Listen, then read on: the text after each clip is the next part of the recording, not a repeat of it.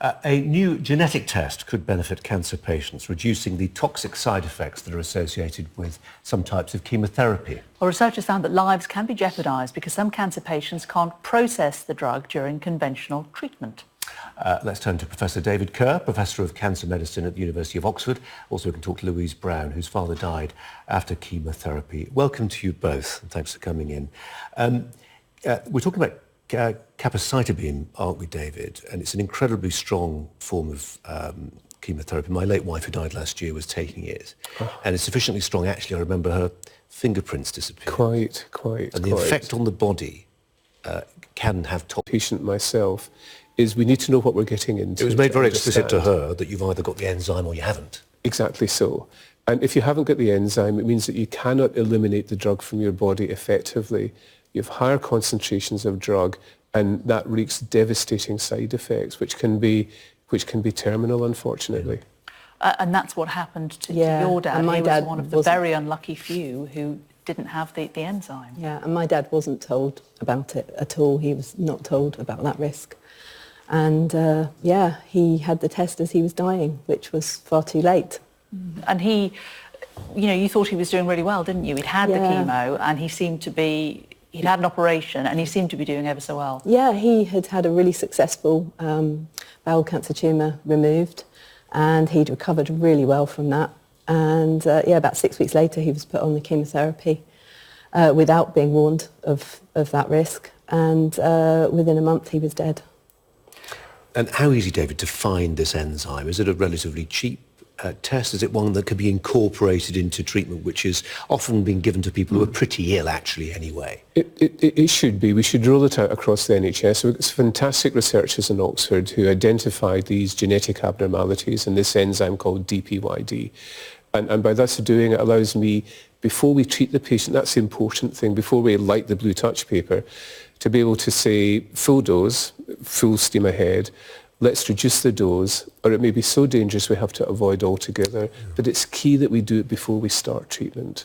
It's impossible really to overstate the toxicity of some of the drugs that we're talking about here, that actually if they splash on the hands of the nurses who are administering it, something like capecitabine, they have to wash their hands. And that's going inside these patients. So you remember it very well. So Hippocrates said as physicians, first we should do no harm. As a practicing cancer doctor, I've been a cancer doctor for 35 years using chemotherapy. Descartes said, cogito ergo sum, I think, therefore I am. If I were Boris Johnson and I was an oncologist, I'd say veneno ergo sum, I poison, therefore I am. So the margin between benefit and risk is very narrow, which is why you need special doctors, special nurses, teams to take care of your wife, to take care of your dad as best we can. This test will allow me to individualise and personalise, tailoring the treatment to individuals. That's got to be the future of cancer medicine.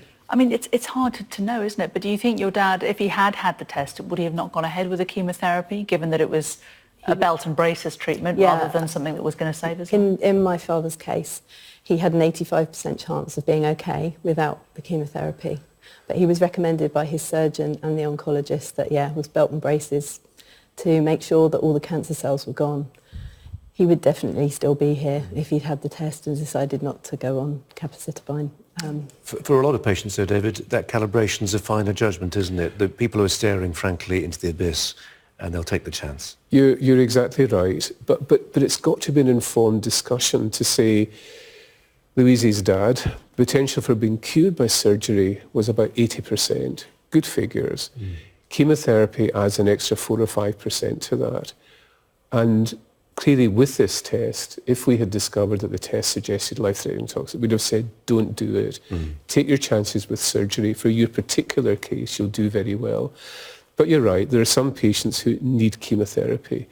And this test would allow me to avoid these dangerous drugs and give an alternative treatment that we'd hope would work equally as well, but with reduced safer side effects. So whereabouts are we now with this being available for people who are undergoing this kind of treatment? So academics like me, we publish our results in learned journals, we do our clever science, but much more importantly, now we want to push these into everyday use within the clinic because of the huge difference it would have made to Louise and her family and her dad. So we're having discussions with NHS England, and I've got to say, I would say that the health service is really doing its best to adopt, to embrace the new genetics. How can we roll these out for early detection, to protect patients better than they are?